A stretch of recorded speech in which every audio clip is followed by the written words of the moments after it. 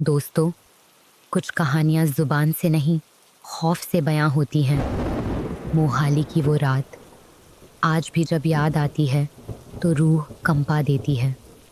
बारिश वैसी ही थी जैसी शायद आज बाहर हो रही है, लेकिन उस रात बादलों की गरज में एक चेतावनी थी जिसे न राहुल सुन पाया और न विनोद। राहुल और विनोद, दो जिगरी यार, जवानी का जोश और बेफिक्र मिजाज। कॉलेज के आखिरी एग्जाम का तनाव खत्म हो चुका था और सामने थी एक शानदार शाम।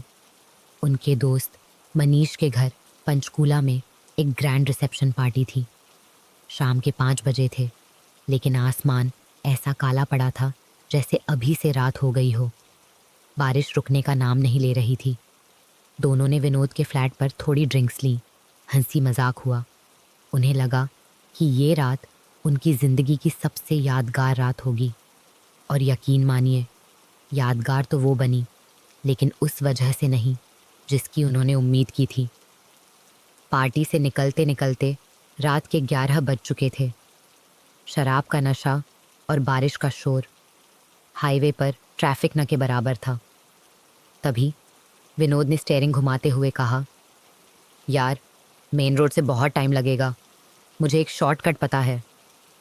राहुल थोड़ा हिचकिचाया, लेकिन विनोद के भरोसे पर चुप रहा। गाड़ी हाईवे की रोशनी छोड़कर एक अंधेरे पथरीले रास्ते पर उतर गई। यह रास्ता नहीं, बल्कि एक कब्रिस्तान जैसा सन्नाटा था। टूटी फूटी सड़क, दोनों तरफ घने झाड़ झंखाड़ और बारिश इतनी तेज कि वाइपर भी पानी हटाने में नाकाम हो रहे थे। हेडलाइट की रोशनी बमुश्किल 10 फीट आगे देख पा रही थी। तभी गाड़ी की हेडलाइट्स ने अंधेरे को चीरा और सामने कुछ ऐसा दिखा जिसने विनोद के पैर ब्रेक पर जाम कर दिए। सड़क के ठीक बीचों बीच एक साया खड़ा था। गाड़ी रुकी। गौर से देखा तो वो एक लड़की थी, सफ़ेद लिबास जो बारिश और कीचड़ में सना हुआ था, खुले बाल जो उसके चेहरे को ढके हुए थे। वो बिल्कुल बुत बनकर खड़ी थी। विनोद ने कहा, भाई, इतनी रात को ये अकेली यहाँ क्या कर रही है? राहुल के दिल में एक अजीब सी घबराहट हुई। उसने कहा, विनोद, गाड़ी मत रोक, साइड से निकाल ले। लेकिन विनोद को लगा शायद उसे मदद चाहिए। उसने गाड़ी धीरे धीरे आगे बढ़ाई और उस लड़की के पास जाकर शीशा नीचे किया। हवा में एक अजीब सी सड़ान थी। राहुल ने हिम्मत करके पूछा, मैडम, आप ठीक तो हैं? इतनी रात को यहाँ अकेले? सन्नाटा, सिर्फ बारिश के टिप टिप। फिर विनोद बोला, मैडम, हम आपको आगे मेन रोड तक छोड़ देते हैं, बैठ जाइए।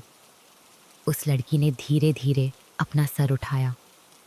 उसका चेहरा वो किसी इंसान का नहीं लग रहा था, बिल्कुल सफ़ेद, जैसे खून की एक बूंद भी न बची हो। उसने एक बहुत ही ठंडी और भारी आवाज़ में कहा, मैं यहाँ किसी के साथ जाने नहीं, मैं तो किसी को लेने आई हूँ। ये सुनते ही राहुल का गला सूख गया। उसकी नज़र अनजाने में खिड़की से बाहर उस लड़की के पैरों पर गई और जो उसने देखा, उसके रोंगटे खड़े हो गए। उसके पैर इंसानों जैसे नहीं थे। वो पीछे की तरफ मुड़े हुए थे और उसके नाखून वो किसी जानवर के पंजों की तरह काले और मुड़े हुए थे जो कीचड़ में धंसे हुए थे। राहुल चिल्लाया, विनोद, गाड़ी भगा, ये इंसान नहीं है। विनोद ने एक्सीलेटर पर पैर दबाया और गाड़ी झटके से आगे भागी।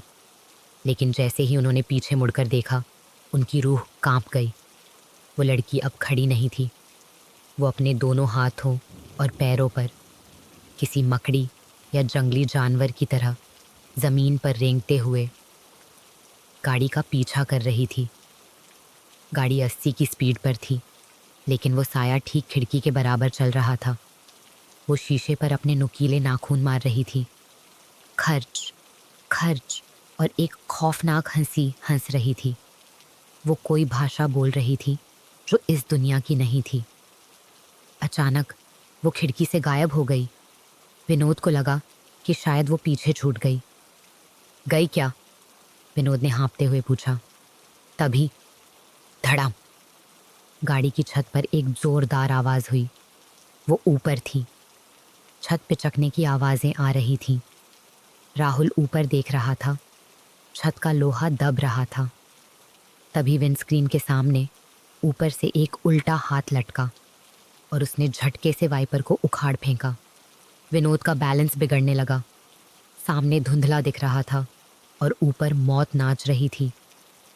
तभी सामने पीली रोशनी दिखाई दी। हाईवे, वो स्ट्रीट लाइट्स थीं। विनोद ने चिल्लाया, राहुल, हम बच गए, बस पहुंच गए। जैसे ही गाड़ी ने हाईवे के पक्के रोड को छुआ, छत पर हो रही वो आवाजें बंद हो गईं। वो भारीपन गायब हो गया। उन्होंने गाड़ी धीमी नहीं की, बस हाईवे पर दौड़ते रहे। 2 मिनट तक पिन ड्रॉप साइलेंस रहा। दोनों की सांसें फूल रही थीं। राहुल ने कांपते हुए कहा, शुक्र है भगवान का, बला टल गई। विनोद ने पसीना पोंछते हुए कहा, भाई, आज तो मौत को छूकर आए हैं। सामने से एक तेज रफ्तार ट्रक आ रहा था। उसकी हेडलाइट्स की चमक उनकी आंखों में पड़ रही थी। सब कुछ ठीक लग रहा था कि तभी गाड़ी की पिछली सीट, जो अब तक खाली थी, वहां से एक फुसफुसाहट आई, बिल्कुल उनके कानों के पास, और मैं तो अंदर आ गई। विनोद और राहुल ने जैसे ही रियर व्यू मिरर में देखा, 2 लाल चमकती आंखें ठीक उनके पीछे थीं। विनोद के हाथ से स्टीयरिंग छूट गया। गाड़ी सीधे 100 की रफ्तार में सामने से आ रहे ट्रक से जा टकराई। धड़ाम। ढाबे के लोग जब तक भाग कर आए, गाड़ी लोहे का कबाड़ बन चुकी थी। विनोद की मौके पर ही मौत हो गई थी। राहुल, जो खून से लथपथ मलबे में फंसा था, अपनी आखिरी सांसें गिन रहा था। लोगों को लग रहा था कि ये ड्रंक एंड ड्राइव का केस है। वो कह रहे थे, शराब पीकर चलाओगे तो यही होगा। लेकिन राहुल जानता था सच क्या है। जैसे ही उसकी आंखें बंद हो रही थीं, उसे बारिश के शोर में मलबे के पास खड़ी वही सफ़ेद आकृति दिखाई दी, जो उसे देखकर मुस्कुरा रही थी। वो बारिश की रात उनके सफ़र की आखिरी रात बन गई। खौफ का ये सफ़र अभी ख़त्म नहीं हुआ है। अगली डरावनी रात के लिए अभी सब्सक्राइब करें।